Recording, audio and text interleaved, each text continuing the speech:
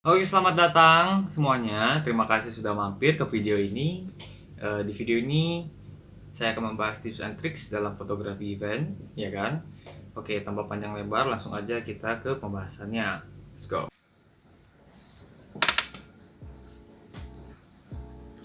Oke guys, halo teman-teman. Sekarang tanggal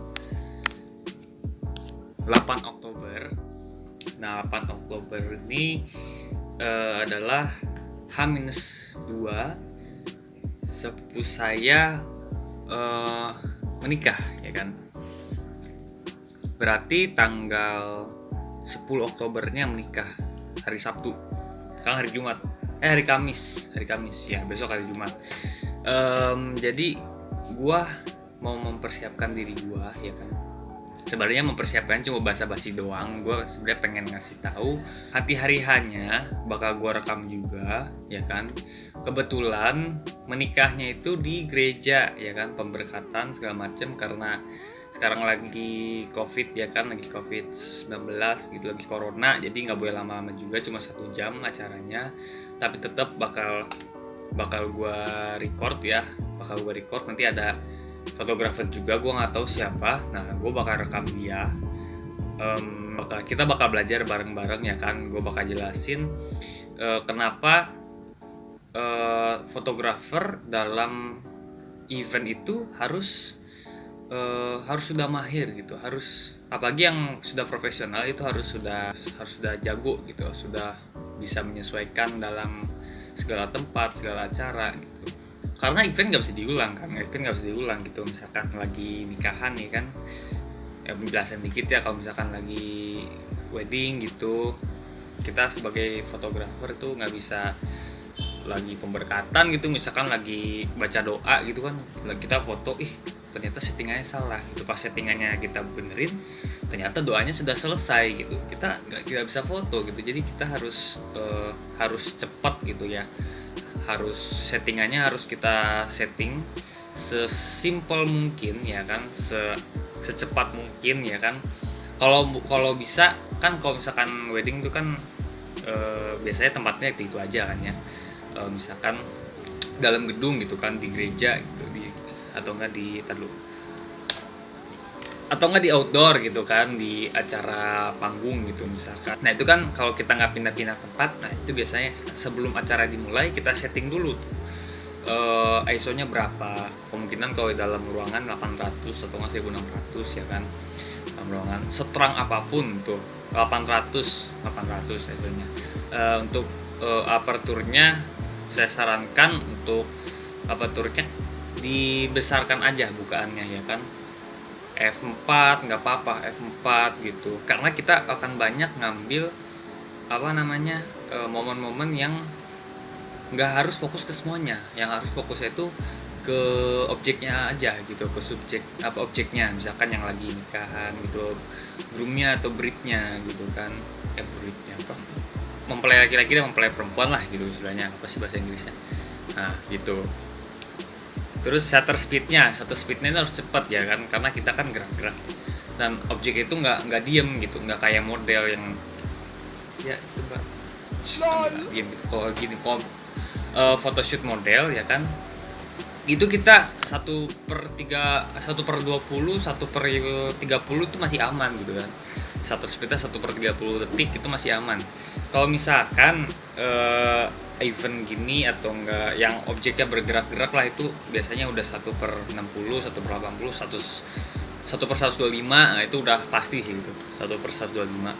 Lagi hujan ya, jadi suaranya agak segitu di belakang.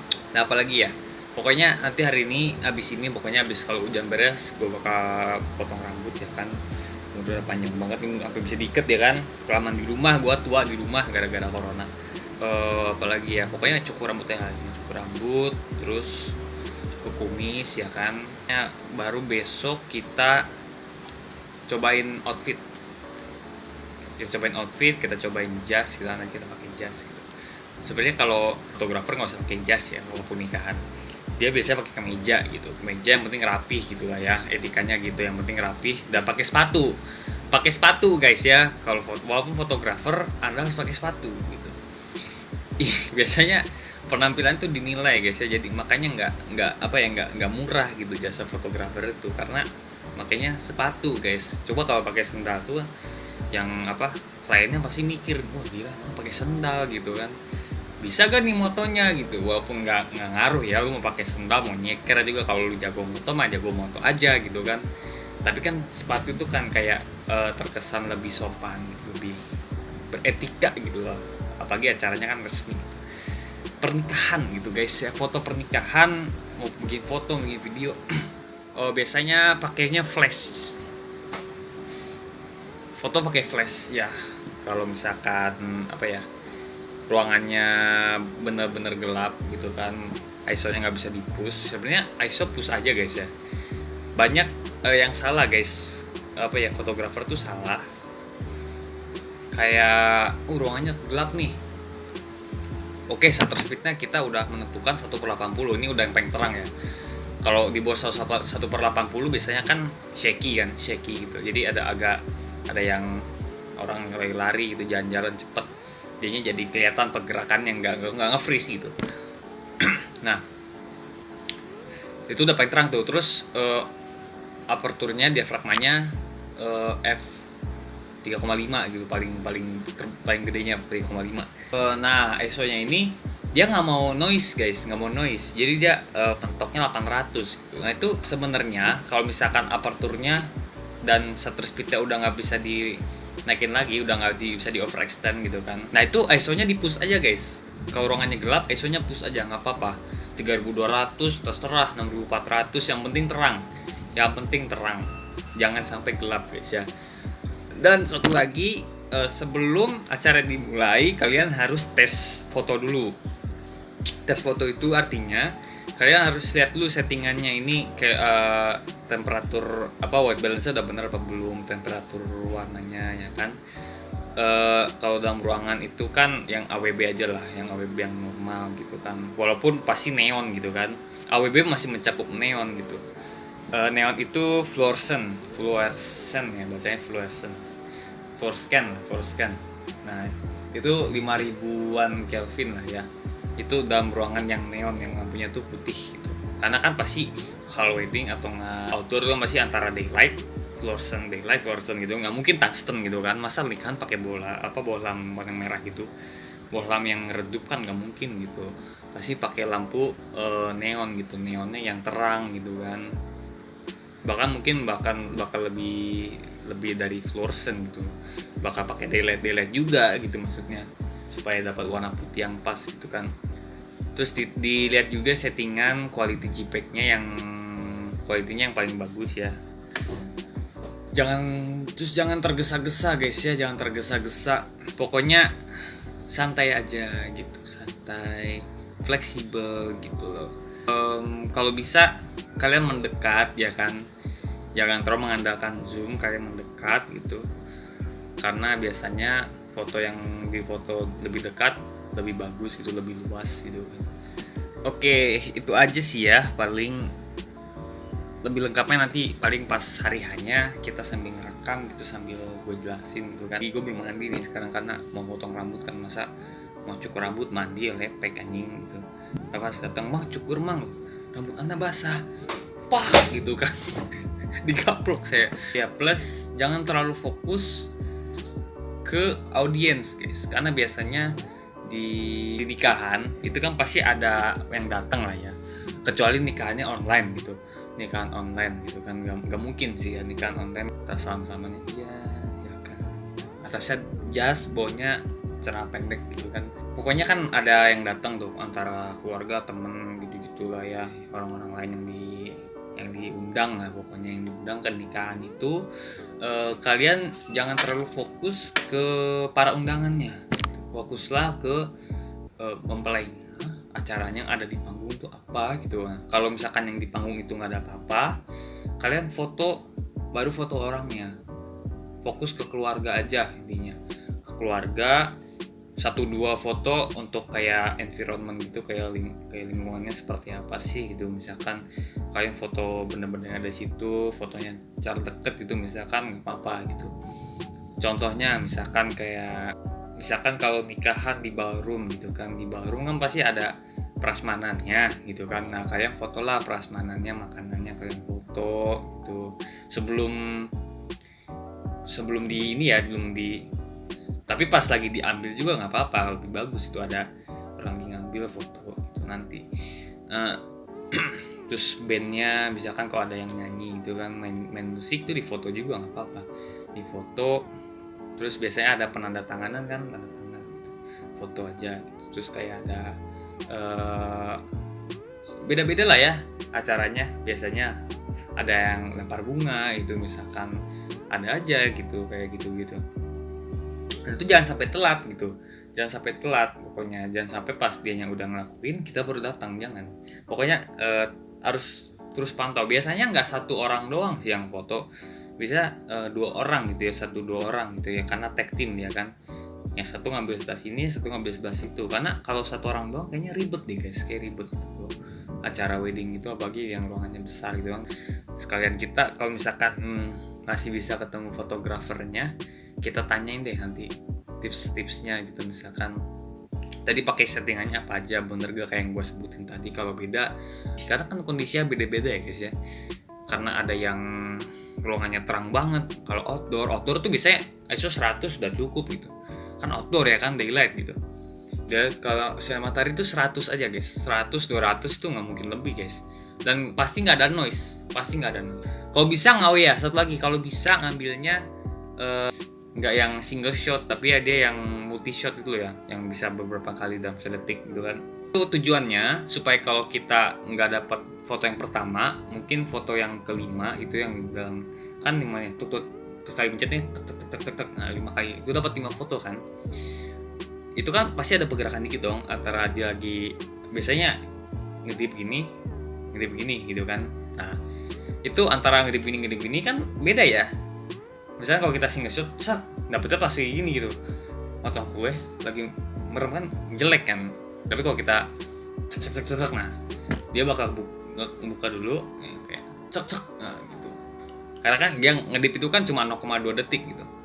Sementara itu fotonya sedetik gitu. Sedetik bisa dapat beberapa frame lah, misalnya beberapa foto dalam sedetik. Nah, itu penting guys ya. Udah sih itu aja sih.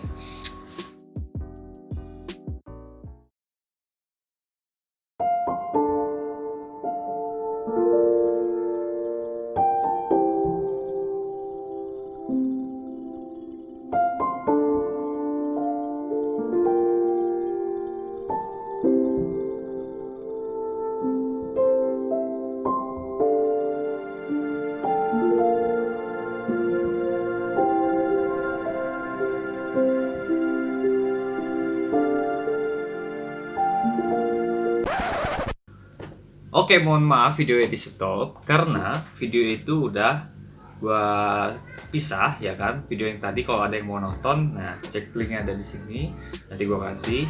Soalnya biar videonya nggak kelamaan ya kan. Oke, tanpa banyak lebar, langsung kita ke pembahasannya. Oke, let's go.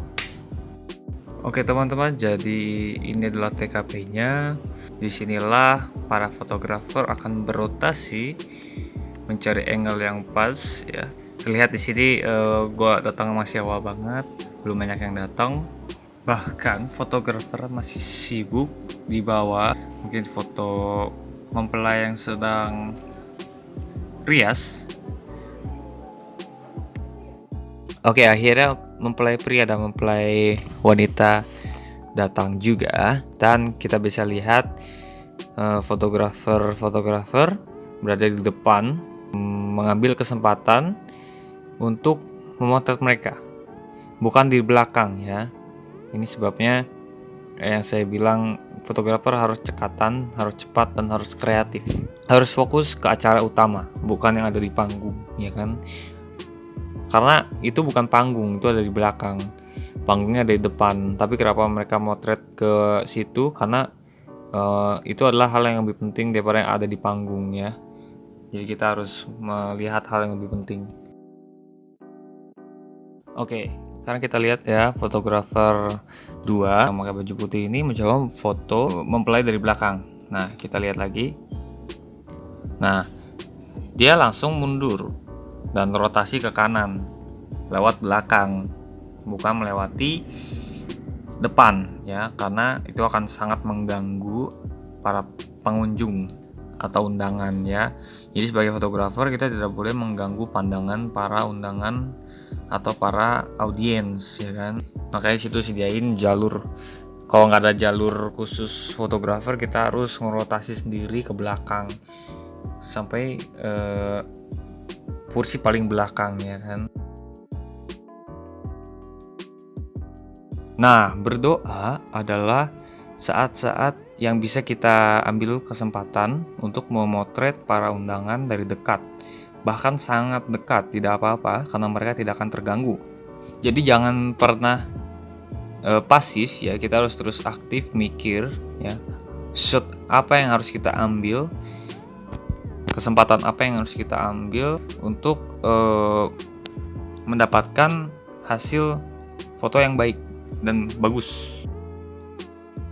Oke, ada saatnya semua shot sudah kita ambil, semua kesempatan sudah kita ambil, dan tidak ada lagi yang harus kita foto. Oke. Dan di video yang saya tunjukkan ini, semua sedang mendengarkan firman yang dibawakan oleh pendeta. Jadi ini adalah sebuah contoh waktu di mana seorang fotografer bisa merefleksikan diri dengan melihat foto-foto yang sudah dia ambil sebelumnya, shot apa yang belum saya ambil, ngobrol dengan tim, kamu sudah ngambil shoot apa aja, dan setelah ini apa yang harus kita lakukan ya. Ini adalah saat yang tepat untuk melakukan hal tersebut. Oke, ini adalah salah satu contoh di mana kita harus memfoto lebih dekat dan jangan terlalu mengandalkan zoom. Oke, ini saat pertukaran cincin ya. Kita lihat fotografernya harus sudah siap ya kan, sudah siap, sudah setting exposure, udah siap foto, udah standby. Jadi pada saat acara yang sangat penting ini terjadi, dia langsung tembak, jas, nggak lagi nyeting-nyeting. Ya ini pas lagi berdoa mau selesai ibadahnya ya kan. Oke, walaupun saya yakin dia juga udah dapat semua fotonya, tapi dia tidak stop di situ, dia terus mengambil foto. Ya kita lihat, ambil foto pendeta. Nah, dia ambil foto yang lain juga. Dan jangan malu-malu ya kan, jangan malu-malu. Jadi fotografer itu VIP guys ya, jangan malu-malu. Kalau orang lain kan nggak boleh jalan-jalan, kalau kita tuh boleh gitu ya. Jadi jangan malu-malu karena hasilnya juga kan dipertanyakan nanti bagaimana hasilnya gitu. Jadi kalau kita yang malu-malu ya hasilnya malu-malu juga gitu hasil foto kita. Ya ini adalah saat foto bersama ya. Mereka menggunakan flash agar hasil fotonya lebih bagus. Fotografer 2 memegang kamera, siap-siap mengsetel exposure ya kan. Sedangkan fotografer 1 dia mendirect yang akan difoto, orang-orang yang difoto. Mungkin dia mendirect geseran sebelah kanan dikit, geser sebelah kiri dikit. Oke, gayanya bebas ya, cheese gitu. Nah, itu harus ada ya. Terus hitungan mundur 1 2 3 atau enggak 3 2 1 itu juga penting. Maka dari itu jangan malu-malu untuk mendirect dan ngomong.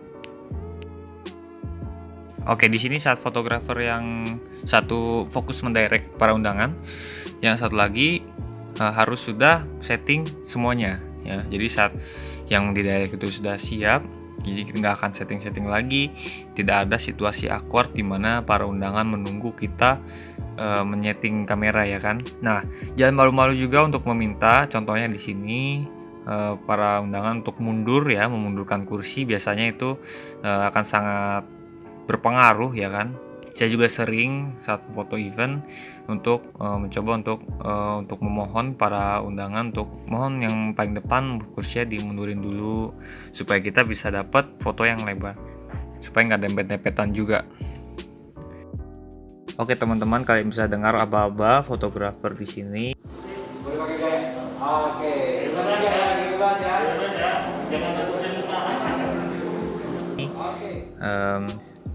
Selain aba-aba, mereka juga memberikan arahan ya untuk merubah pose dan merubah gaya, misalkan ya gaya bebas aja seperti itu. Jangan lupa senyum teman-teman, jangan lupa senyum bapak-bapak, ibu, dan tidak lupa juga dengan aba-abanya 1, 2, dan 3. Nah, kalau sudah difoto, kalian harus bilang, oke, sudah, terima kasih ya, seperti itu. Dan jangan berlarut-larut, harus sudah selesai 2, 3, atau 4 foto, nggak apa-apa, tapi jangan terlalu banyak, karena mereka juga pasti merasa aneh kalau difoto terlalu banyak. Kecuali kalau memang request dari klien seperti itu.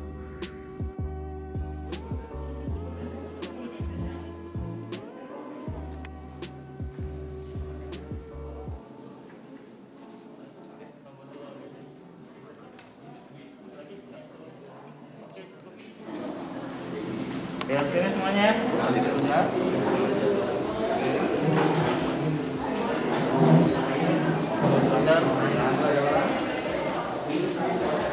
Satu, dua, tiga. Sekali lagi. Satu, dua, tiga. Oke. Oke, tes. Nah, suara aja palingnya saya. Oke. Iya. Oke, teman-teman, sekarang saya sedang tanya-tanya sama fotografer yang baru saya event hari ini ya. Mas, namanya siapa? Nama saya Chris. Chris. Ya. Kalau nama Masnya? Lauren Clement. Oke. Nah, saya mau tanya nih, Mas. Untuk ini kan termasuknya fotografer event ya, Mas ya? Khususnya pernikahan ya hari ini. Nah, saya mau nanya nih, pendapat Mas, misalkan kasih tips and tricksnya gitu, misalkan apa-apa yang harus diperhatikan dalam fotografer event gitu, terutama pernikahan. Ya, Silakan, Mas. kalau menurut saya kalau buat event pernikahan yang pertama itu yang paling penting attitude ya. Iya. Itu harus dijaga banget ya. Yang kedua kita kenal dengan kliennya, kita ajak ngobrol. Ya lebih dekat, lebih enak buat dibawa nantinya ke sananya. Ya, yang ketiga mungkin apa lagi ya? Ya selebihnya gitulah kita mesti persiapan banget semuanya ya. Harus cepat juga ya, Mas ya. Ya harus cepat juga kita pergerakan. Nah nggak bisa diulang. Kita jangan sampai ketinggalan momen ya, apalagi hal-hal kayak gitu itu penting banget. Iya. Jangan sampai ketinggalan lah sedikit pun momen itu ya. Karena disitulah kita dapat buat mood dari pengantinnya duanya. Mas bisa nggak kalau foto ini sendiri aja atau emang harus berdua atau lebih dari satu orang gitu? Kalau untuk foto wedding seperti ini nggak bisa sih kalau sendiri, Nggak bisa nggak sendiri. kekejar. Jadi harus kalau dua itu bisa cover satu bagian sana, satu bagian sini. Iya, satu misalkan Satu bisa angle buat sebelah white, sini, ya. satunya untuk detail, untuk candid gitu. Untuk settingannya sendiri tuh pakai apa? Settingannya manual. Manual. Full manual dari awal. Full manual. Manual. Full manual. Cepet banget teman-teman. Jadi harus bener-bener kalau misalkan gini tuh emang udah harus profesional ya Mas ya. Hitungannya profesional kan ini karena ya.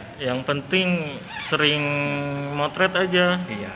Hunting nggak harus ada event, kalau Iya. street nah itu bisa. Ini jatuhnya menjadinya saling membantu ya. Jadi Iya. saling asisten gitu ya. Nggak ada yang utama, nggak ada yang asisten. Nggak ada. Nggak ada. Jadi kita Satu tim saling backup. saling backup aja kita. Jadi sama-sama penting lah ya. Iya.